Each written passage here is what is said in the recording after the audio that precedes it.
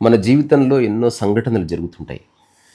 ఆ సంఘటనల ప్రభావానికి లోనై నిరాశపడి డిప్రెషన్‌లోకి వెళ్ళి జీవితాన్ని అస్తమయం చేసుకున్న వాళ్ళు చాలామందిని మనం చూసి ఉండవచ్చు. కానీ నేను చాలా ఏళ్ల క్రితం విపులలో ఒక కథ చదివా. ఆ కథ గుర్తొచ్చింది. అంటే జీవితంలో జరిగే అన్ని సందర్భాల్లో నుంచి మంచినే తీసుకొని అక్కడి నుంచి జీవితాన్ని పునర్నిర్మించుకునే ఒక వ్యక్తి కథ అది. అంటే ప్రతి దాంట్లోనూ నేర్చుకోవాల్సింది ఏదో ఉంది అని మనం మర్చిపోకూడదు అని మనకు గుర్తు చేసే కథ అది. ఒక ఊరిలో ఒక వ్యక్తి ఉండేవాడు. అతను గొప్ప ధనవంతుడు కాదు, అలాగని పెద్ద పండితుడు కాదు, అసాధారణ శక్తులు ఉన్నవాడు కాదు. కానీ అతని జీవితంలో ఒక విచిత్రమైన విషయం ఉంది. అదేంటంటే ఏం జరిగినా అతను చాలా తేలిగ్గా, హుందాగా, అంగీకార స్వభావంలో తీసుకునేవాడు. అందరికీ ఆశ్చర్యం కలిగేది అతను చూసి. ఎవరన్నా అవమానిస్తే నవ్వుకునేవాడు. జేబులో డబ్బు ఎవరన్నా దొంగతనం చేస్తే ప్రశాంతంగా వెతికేవాడు. మనుషులు ఏదో కారణం చేతలు వదిలి వెళ్ళిపోతే ఇది సహజం కదా, మనం కలకాలం కలిసి ఉండటానికి ఏమన్నా పుట్టామా. సో మొదట్లో జనాలు అనుకునేవాళ్ళు ఇతను నటిస్తున్నాడేమో. కానీ ఎంతకాలం నటిస్తాం? ఎవరు ఎక్కువ కాలం ప్రశాంతతని, హాయిని, ఆనందాన్ని నటించలేరు. తర్వాత అనుకున్నారు ఇతనికి బాధ అనే భావనే లేదేమో. కానీ రాను రాను అతని జీవన విధానం, అతని ప్రసన్నమైన మొహం, అతని ప్రశాంతమైన కదలికలు, వీటిని చూసి వాళ్ళకు ఒకటి అర్థమైంది. ఇతను జీవితం యొక్క ఒక రహస్యాన్ని తెలుసుకున్నాడు. అదేంటంటే జరిగిన సంఘటన కంటే కూడా దాన్ని ఎట్లా తీసుకుంటే బాగుంటుంది అనేది తెలుసుకోవడానికి ఇతని జీవితం ఒక ప్రమాణం మనకి. ఎన్నో సంఘటనలు ఆయన జీవితంలో జరిగినవి. ఉదాహరణకు కొన్ని. ఒకరోజు కంపెనీ వాళ్ళు అతన్ని ఫోన్ చేసి ఇప్పటి నుంచి నీ అవసరం లేదు, తీసేస్తున్నావు అని చెప్పారంట. ఆ మిగతా ఎంప్లాయీస్ని కూడా తీసేస్తే అందరూ కుప్పగూలిపోయారు, ఏడ్చారు, ధర్నాలకు దిగారు. ఇతను ప్రశాంతంగా తన బ్యాగ్ సర్దుకొని వాళ్ళ మేనేజర్ దగ్గరికి వెళ్ళి చేతులు జోడించి చాలా థ్యాంక్ యూ సార్. ఎందుకు అని అడిగితే ఈ 5 సంవత్సరాల్లో నేను చాలా నేర్చుకున్నాను. ఈ తలుపు మూసుకుపోయింది అని అందరినీ బాధపడుతున్నారు, కానీ ఈ అనుభవం ఎప్పటికి ఉంటుంది కదా, ఇంకో తలుపు నా కోసం తెరుచుకుంటుంది, అందుకని నేను వెళుతున్నాను. ఉద్యోగం పోయింది, కానీ పనిచేసే సామర్థ్యాన్ని ఎవరు సార్ తీసుకునేది, అది ఎప్పటికీ ఉంటుంది నాకు అని బయటకు వచ్చి ఒక చిన్న మొబైల్ రిపేరింగ్ షాప్ లాంటిది పెట్టుకొని జీవితం మొదలుపెట్టాడు. అందరూ అన్నారు, అరే ఒకప్పుడు నీకు ₹1,00,000 శాలరీ వచ్చేది, ఇప్పుడు 10,000 వస్తున్నాయి, అప్పుడైనా ఇప్పుడైనా తినేది నేను పెరగనవే అయ్యా అని చెప్పేవాడు. ఇది ఇలా ఉండగా ఒక స్నేహితుడు లైఫ్లోకి వచ్చాడు. ఆ తర్వాత అతనికి ఉండటానికి అవకాశం ఇచ్చాడు. కానీ అతను ఏం చేశాడు, తన షాప్లో ఉన్న వస్తువులను దొంగతనం చేసి వెళ్ళిపోయాడు. దాంతో ఊరంతా వచ్చి అయ్యయ్యో ఇట్లా జరిగిపోయిందంటే ఆ వ్యక్తి నవ్వాడంట. నేను అతన్ని నమ్మాను. ఆ నమ్మకం వల్ల నాకు కొన్ని విషయాలు తెలిసాయి. నేను ఇంకా మంచి మనిషిగా మారాను. అతని మీద నాకేం ద్వేషం లేదు. తీసుకెళ్లిన వస్తువుని సరిగ్గా వాడుకుంటే చాలు అని అనుకుంటున్నాను. మోసం చేయడం అతని స్వభావం అని తెలిసింది. నా స్వభావం అతన్ని ద్వేషించడం కాదు. అప్పుడు ఎవరో అడిగారు, మోసం చేశాడు కదా, మరి బాధ కలగదా అంటే కలుగుతుంది తాత్కాలికంగా. కానీ అదే బాధని రోజు గుర్తు చేసుకుంటూ ఉండడం అనేది మనకు మనం విధించుకునే శిక్ష. అట్లాంటిది ఏమీ లేదన్నాడు. ఇది ఇలా ఉండగా తను ప్రేమించిన అమ్మాయి ఈ షాపు పోయింది, ఒకప్పుడు ఉద్యోగం పోయింది, ఆ తర్వాత అయినా సరే సిగ్గు లేకుండా నవ్వుతున్నావు అని వదిలేసి వెళ్ళిపోయింది. ఫ్రెండ్స్ అంతా విచారించారు, కుటుంబ సభ్యులు వచ్చారు. అప్పుడు ఆ వ్యక్తి హాయిగా ఆకాశం వైపు చూస్తూ ఏదో పాట పాడుతున్నాడంట. నీకేం బాధగా లేదా అంటే, నా జీవితంలో పుట్టినప్పుడు ఆమె లేదు, నా జీవితంలో కొంతకాలం ఉంది, అది చాలా అందమైన అనుభవం. ప్రతి మనిషి జీవితాంతం మనతో ఉండటానికి ఏమీ రాడు, తనకు ఒక మనసు ఉంది, నిరంతరం కొత్త కొత్త అధ్యాయాలు ఓపెన్ అవుతూ ఉంటాయి, ఏదో కొత్త అధ్యాయం అంతే. మరి నీ జీవితంలో తోడు అవసరం లేదా అంటే, తోడు అంటే మనిషి అని నేను ఎప్పుడు అనుకోలేదు. ప్రకృతి తోడు, స్నేహితులు తోడు, ఆకాశం తోడు, ప్రవహించే నది తోడు, ఇలా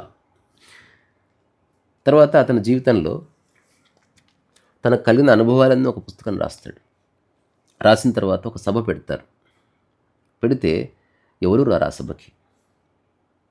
సో ఆ సభలో తను మాట్లాడే సమయం ఆసన్నం అవ్వగానే మైక్ ముందుకెళ్ళి, నా జీవిత అనుభవాన్ని ఒక పుస్తకంగా రాశాను, కానీ నా జీవితం అనుభవం వేరే వాళ్ళకి ఎందుకు ఉపయోగపడుతుంది? పుస్తకంలో మొదటి పేజీలో అదే ఉంటుంది. నేను ఎవరినో ఉద్ధరించడానికో ఎవరికో సలహాలు ఇవ్వడానికో ఈ పుస్తకం రాయలేదు. నాకు చెప్పాలనిపించింది చెప్పాను, అక్షర రూపంలో నిక్షిప్తం చేశాను, అక్కడితో నా పని అయిపోయింది. అక్కడ ఉన్నవాళ్ళు ఎవరో అన్నారు, ఒక 5-6 మంది కింద ఉన్నారు, నీకేం బాధ అనిపించట్లేదా అంటే, పుస్తకం రాసే హక్కు నాకు ఎలాగైతే ఉందో నా మాటలు వినకుండా ఉండే హక్కు వాళ్ళకు ఉంది, ఏం పర్వాలేదు. ఆ తర్వాత ఆ మైక్లో అతను ప్రసంగిస్తుంటే అక్కడి నుంచి ఒక బస్సు వెళుతుంది.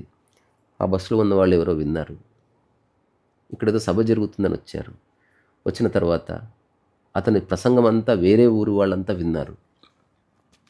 విని చాలా స్ఫూర్తి పొంది అతన్ని వచ్చి అతని కాళ్ళు మొక్కి, ఎంత బాగుందండి ఈ చిన్న విషయం, మా ఊరికి వచ్చి చెప్తారా అంటే, ఊరికి వచ్చి చెప్తాను పదా అన్నాడు. అట్లా ప్రతి ఊరు తిరిగి తన అనుభవాలు షేర్ చేసుకుంటూ జీవితంలో ఒక హోప్ ఎట్లా క్రియేట్ చేసుకోవాలి, పాజిటివ్గా ఎట్లా చూడాలని చెప్పడం మొదలుపెట్టాడు. ఆ తర్వాత అతను చాలా పేరు ప్రఖ్యాతులు వచ్చాయి, డబ్బు కూడా వచ్చింది. ఇప్పుడు ఆ గత అనుభవాల ఆధారంగా ఎవరిని నమ్మాలి, ఎవరిని నమ్మకూడదు, దేని మీద ఆధారపడాలి, దేని మీద ఆధారపడకూడదు, ఇట్లాంటి విషయాలను తెలుసుకున్నాడు ఆయన. ఒక వ్యవస్థ ఏర్పాటైంది. ఇప్పుడు వాళ్ళు ఎక్కడికో విదేశానికి వెళ్ళాలి, అందరు కలిసి వెళ్ళారు. ఇప్పుడు అతనికి చాలామంది అనుచరులు ఉన్నారు. అతను అదే సాదాసీదా జీవితం, అదే చిరునవ్వుతూ ఉన్నాడు. తన ఊర్లో వాళ్ళు కూడా అతనితో పనిచేస్తున్నారు. తను మోసం చేసిన ఫ్రెండు అతని దగ్గరకు వచ్చాడు. తను వదిలిపెట్టిన అమ్మాయి అతని దగ్గరకు వచ్చేసింది. మళ్ళీ అంతా తిరిగి వచ్చేసింది. ఒకప్పుడు ఏ ఆఫీస్లో తాను ఉద్యోగం చేశాడో అతనే ఇతని శిష్యునిగా మారాడు. ఎందుకంటే ఇప్పుడు ఆ కంపెనీ తీసేశారు, అతని ఉద్యోగం పోయింది. అతను డిప్రెషన్లో పడకుండా ఇతని అనుభవం ఉపయోగపడ్డది. విమానాశ్రయానికి వచ్చిన తర్వాత ఏదో కారణం చేత విమానం వెళ్ళిపోయింది. అందరూ అయ్యో ఆహా ఓహో అని బాధపడుతుంటే అతను ప్రశాంతంగా ఒక పాట పాడడం మొదలుపెట్టాడు.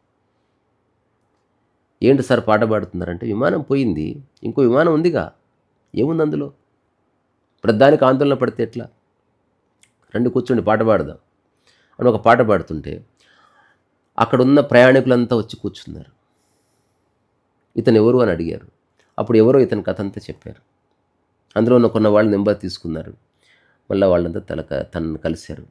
అట్లా అట్లా అట్లా అట్లా తను చివరి దశకు వచ్చాడు. ఎవరో చెప్పారు, నీ జీవితంలో ఏదో చేసావు, బట్ నీకు పెద్ద రోగం వచ్చింది. అవునా, సంతోషం, ఇప్పుడు కూడా సంతోషంగా ఉన్నావా అంటే, నేను జీవితాన్ని సీరియస్గా తీసుకోవడం కాదు, లోతుగా తీసుకుంటాను. పుట్టిన ప్రతి వ్యక్తి ఏదో రోజు మరణిస్తాడు. ఇప్పుడు నా శరీరానికి విశ్రాంతి కావాలని డాక్టర్స్ చెప్తున్నారు. సో నాకు వచ్చిన వ్యాధి నా ప్రాణం తీసేయవచ్చు, లేదా నేను కాస్త విశ్రాంతినిస్తే తిరిగి నేను ప్రాణంతో నిలబడేలా అవకాశం ఇవ్వచ్చు. అందుకని నేను ఉన్న చోటే ఉంటాను అని ఒక అడవి ప్రాంతం చూసుకొని హాయిగా అక్కడ ఉండిపోయి ఉపవాసం చేసి కొన్ని నెలల్లో తిరిగి సెటరేట్ అయిపోయాడు. అక్కడ ఉన్న వాళ్ళంతా ఆశ్చర్యపోయాడు. అప్పుడు అతను చెప్పిన చివరి సందేశం ఏంటంటే, జీవితంలో ఎన్నో బాధలు వస్తాయి, అవేమి శిక్షలు కావు, సందేశాలు.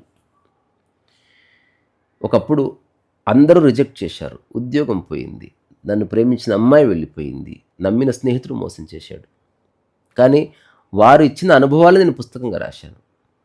ఆ తర్వాత నా మాట వినడానికి ఎవరు రాలేదు. అప్పుడే ఆ సమయానికి అక్కడి నుంచి బస్సు వెళితే వాళ్ళు వచ్చి విన్నారు. వాళ్ళు వచ్చి వాళ్ళ ఊరికి తీసుకెళ్లారు. ఆ తర్వాత చూస్తుంటే ఒక సంస్థ ఏర్పాటైంది, ఎంతో డబ్బు వచ్చింది. అయినా నా సాదాసీదా జీవితాన్ని గడుపుతున్నాను. ఇప్పుడు నా జీవితం ఫెయిల్యూరా కాదు, సక్సెసా కాదు, నా జీవితం ఒక ప్రవాహం. అందుకని జీవితంలో ఏం జరిగినా ప్రశాంతతను వదిలిపెట్టకు. ఎన్ని సంఘటనలు వచ్చినా ఆ సంఘటనల్లో నువ్వు తెలుసుకోవాల్సింది ఏదో ఉంది అన్న దృక్కోణంలోనే చూడు. ఒక పెద్ద ఈదురుగాలు రావచ్చు, కానీ అవి మన కళ్ళని శుభ్రం చేస్తూ ఉండవచ్చు. ఒక తిరస్కరణ మన మనసుని విరగొట్టినట్టు అనిపించవచ్చు, కానీ కొత్త దారికి తీసుకెళ్ళొచ్చు. శాంతి అన్నది అన్నీ పర్ఫెక్ట్ అయినప్పుడు అనుభవించే స్థితి కాదు. జరుగుతున్న దానిలో ఒక పాజిటివిటీని తీసుకున్నప్పుడు, అక్కడి నుంచి మరో అడుగు ముందుకేసినప్పుడు శాంతి ఎట్లా ఉండిపోతుంది.